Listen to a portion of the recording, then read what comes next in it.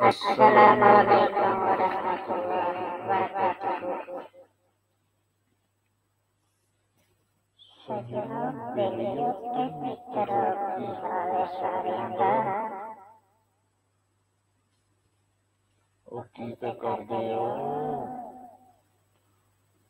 ਉਹ ਕਿੱਥੇ ਰਹਿ ਗਏ ਆ ਸਾਰੇ ਹੀ?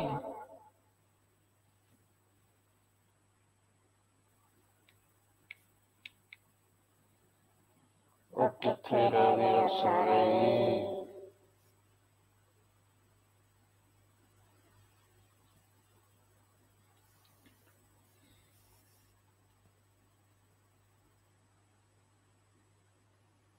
ਸਤਿ ਸ੍ਰੀ ਅਕਾਲ। ਜਿਹੜੀ ਮੈਂ ਹੁਣ ਗੱਲ ਕਰਨ ਜਾ ਰਹੀ ਹਾਂ ਧਿਆਨ ਨਾਲ ਸੁਣਨਾ। ਬਾਰ-ਬਾਰ ਮੈਨੂੰ ਪੁੱਛਣਾ ਨਹੀਂ, ਜੇ ਕਿਸੇ ਨੇ ਮੈਨੂੰ ਪੁੱਛਿਆ ਮੇਰੀ ਧੌਣ 'ਚ ਵੀ ਜੜਨਾ।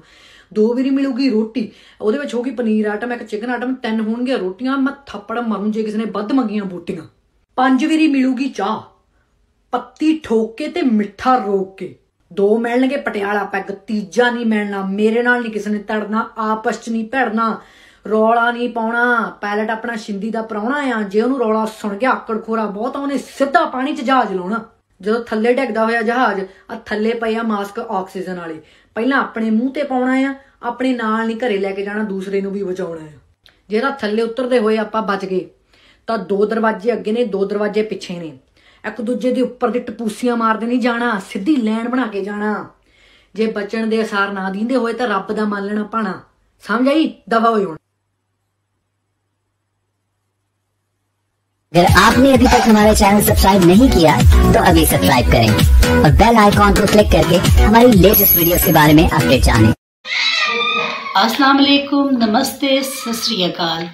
ताड़ी होस्ट शान पंजाब चैनल दी फौजिया भट्ट हाज़र खिदमत है ते साढ़े प्रोग्राम नू वेखते रहो, लाइक करो ते सब्सक्राइब करो।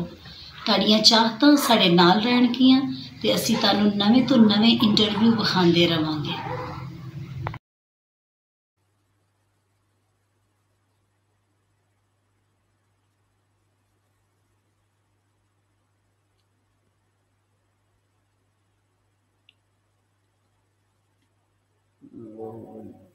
सजनों बेलियों ते मित्रों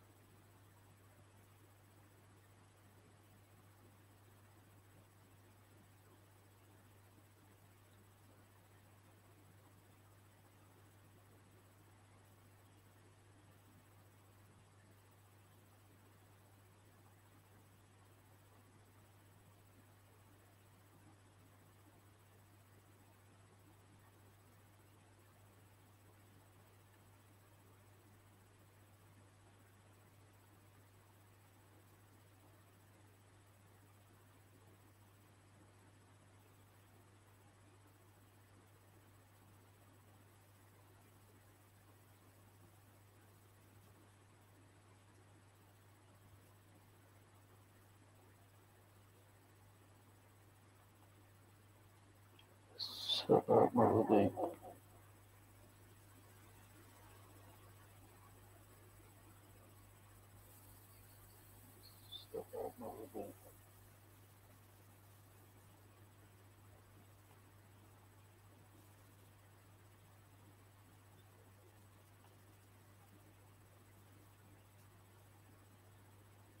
ਸਤਿ ਸ੍ਰੀ ਅਕਾਲ। ਜਿਹੜੀ ਮੈਂ ਹੁਣ ਗੱਲ ਕਰਨ ਜਾ ਰਹੀ ਹਾਂ ਧਿਆਨ ਨਾਲ ਸੁਣਨਾ। ਬਾਰ-ਬਾਰ ਮੈਨੂੰ ਪੁੱਛਣਾ ਨਹੀਂ, ਜੇ ਕਿਸੇ ਨੇ ਮੈਨੂੰ ਪੁੱਛਿਆ ਮੇਰੀ ਧੌਣ 'ਚ ਵੀ ਜੜਨਾ।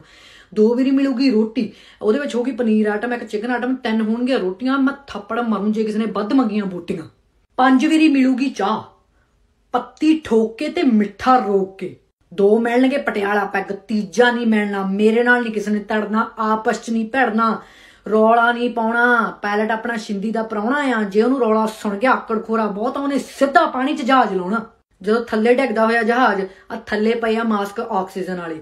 ਪਹਿਲਾਂ ਆਪਣੇ ਮੂੰਹ ਤੇ ਪਾਉਣਾ ਆ, ਆਪਣੇ ਨਾਲ ਨਹੀਂ ਘਰੇ ਲੈ ਕੇ ਜਾਣਾ, ਦੂਸਰੇ ਨੂੰ ਵੀ ਬਚਾਉਣਾ ਆ।